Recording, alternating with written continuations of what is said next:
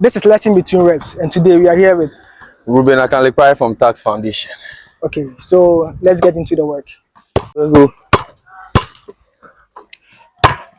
I miss it. That's crazy. Okay. You get it. You'll be fine.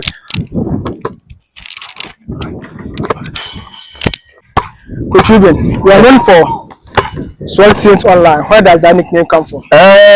So I used to read this book when I was like younger, and that was the title for one of the characters. It just looked cool, so I use this. I've forgotten that it's still there.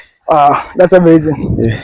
So how long have you been playing basketball? Playing basketball for a while. I think since I was in SH. When I went to SHS, that's when I decided to take it seriously. So how many years now? Like maybe give or take 13 years. Oh, that's good. Yeah. There's more lessons to be learned from. Small, yeah.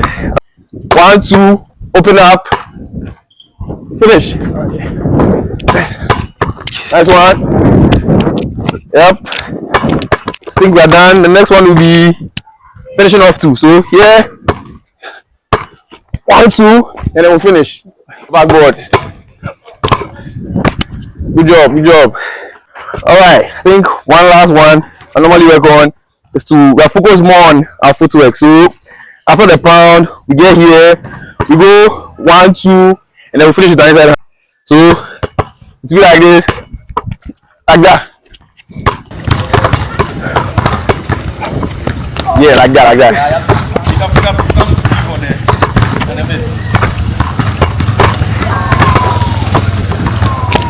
Alright, we pick one side, we dribble, we stop here, get into our shot. Very simple. So that's the first variation. So from here, no, just we're not dribbling there. So here, now go into our shot. Okay. Okay. Nice one.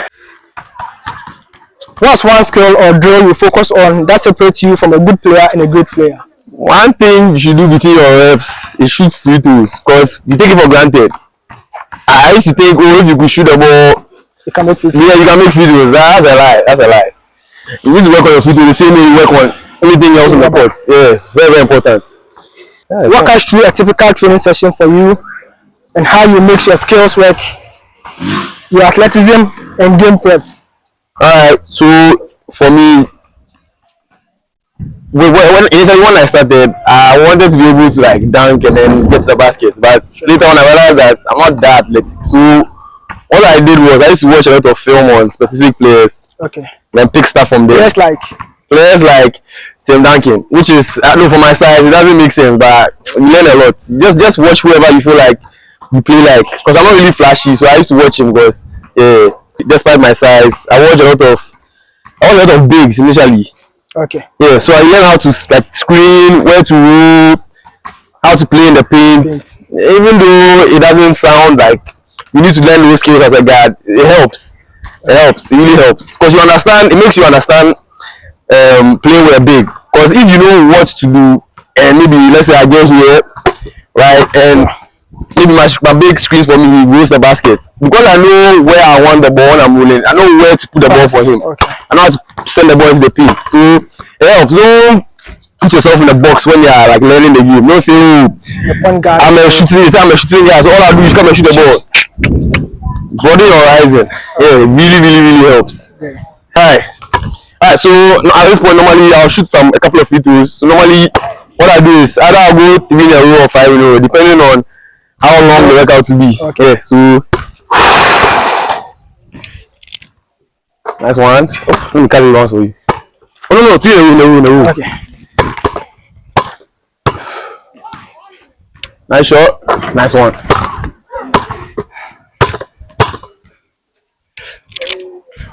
Right.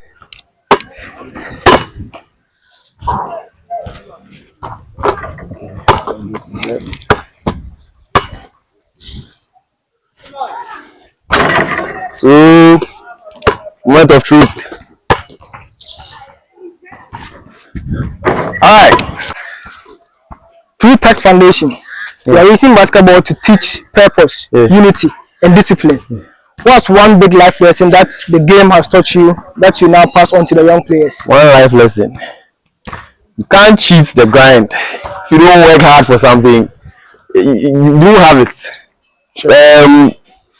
Like with the game, if you don't come and work on like your free throws like this, right? You don't expect to make a free throw in the game. You don't work on your 3-point shots. You don't expect to come down the floor in the game and then come and shoot the ball expect it to enter. Sure. Not going to happen. Right. Can't cheat the grind. If you don't work, you're not going to get it. Nobody's entitled to anything. On tough days, when the court feels heavy, what keeps you showing up and pushing? What keeps me showing up? The love for the game. That's what I can see. Love for the game. And the kids that I'm helping who want to learn. Like when I don't feel it that day, I think about them. I'm like, if I don't show up, they'll come here, probably just waste their time and go home. So I might as well just show up. And when it's hard and I come here, they make me laugh. Like they get me out of whatever I'm feeling. So Sure. I mean, That's so it's a blessing to be here all the time. Amen. Hey, we give people work here. Thank you for me. Hey. Sharp. Ciao.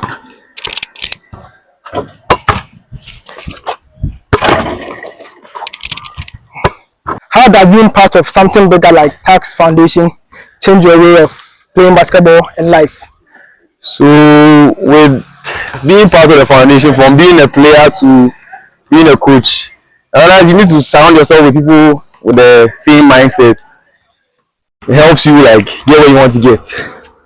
Understand? Because running something like this or having something like this go on for, because I think Tusk Foundation, we've been here since we're approaching 10 years. I think like close to 10 years. I think like 2017, 2018.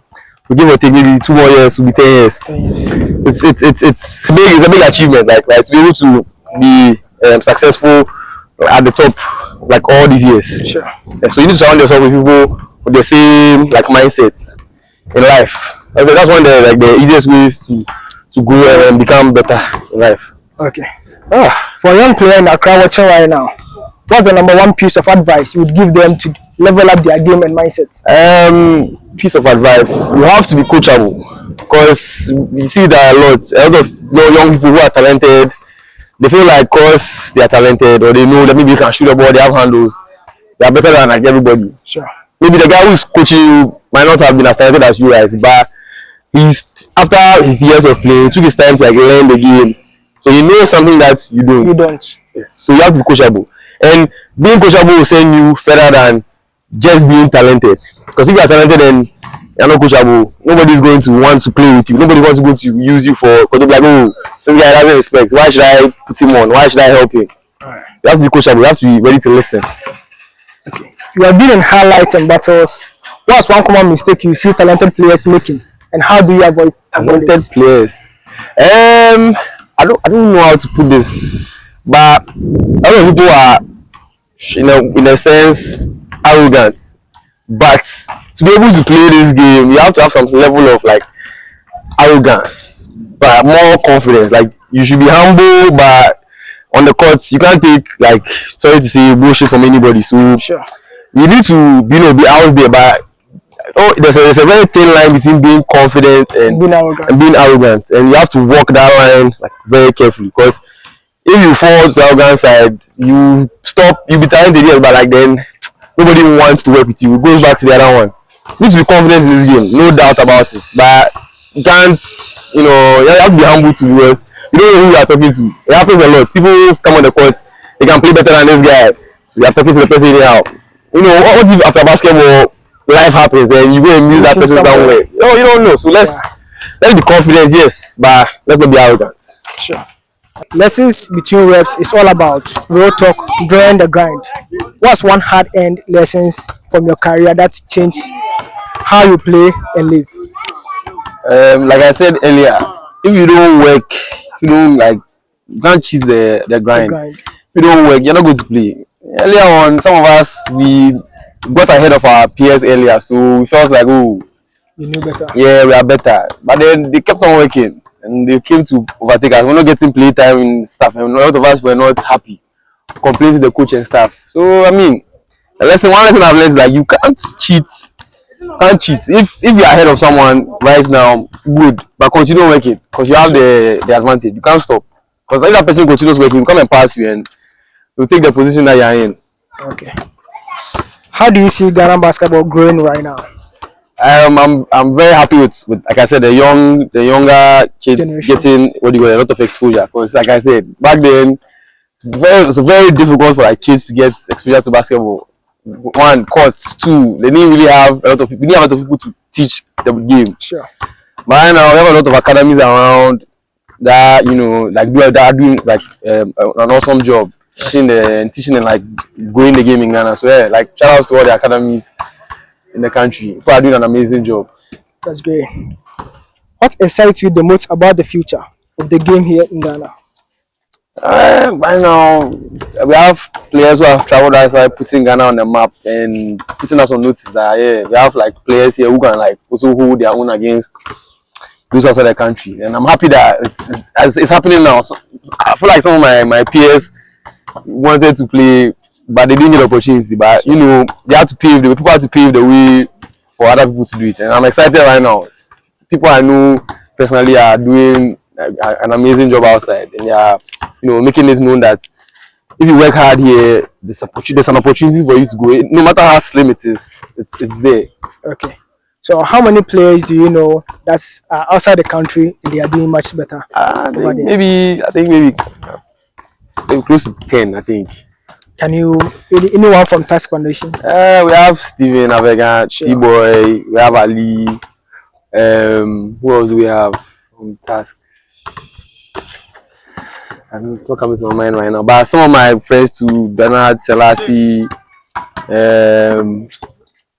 we had NCJM, what's his name? Jeremiah Nyako. I used to play with him back in the days. Yeah, when he was younger and he was coming up, I used to play with him.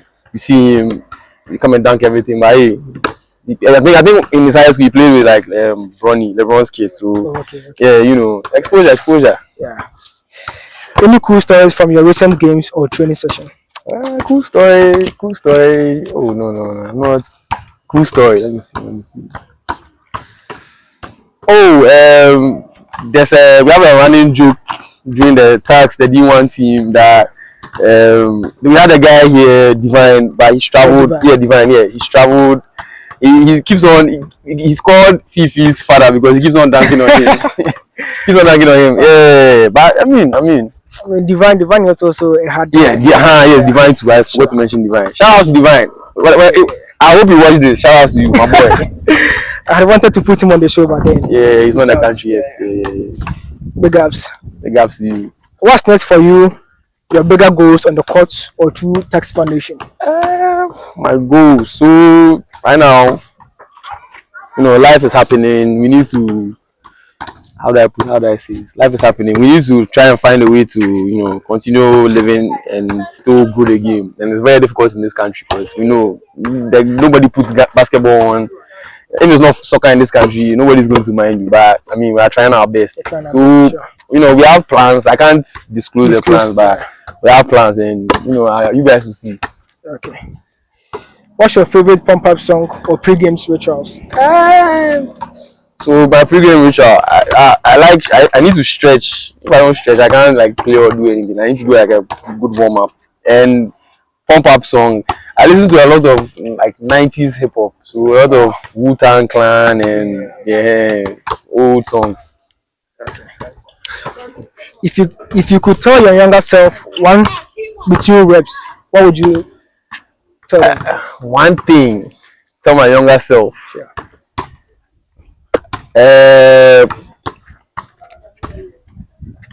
Don't stop. I'll say don't stop because I remember there are times where I give up and I was like, I can't do this again. It's too hard. Nobody's minding me. Coach not making me play. And I just stop. Then like 4 months later, some fire will come inside. Like we'll be lit up again and then I'll start. Those 4 months, if I was working, what would have happened? You understand? So if I could tell myself one thing, don't stop. No matter how hard it gets, don't stop. Whether in basketball or in life, don't stop. It gets better. Actually, that people keep on saying it gets better, and then even it might take 10 years, who knows? Yeah. But it will get better. So don't stop. That's great. It's good to have you on the show, and thank you. I appreciate your time and then the Thank you. effort. Yeah, I appreciate what you are doing too. This is actually very impressive. Yeah, because knowing you from like a couple of years ago, I didn't think you make take this initiative. But like, hey, we are growing, we are learning. I like it. I like that. I like Yeah. that. Yeah. Thank you for You're the. welcome. You're welcome. Thank you for putting me on. Sure. Oh no. We'll laugh if you finish. I think I'll make you run too. I think I'll make you run. Okay, so this is the end of the session, and I will see you in the next episode. Bye.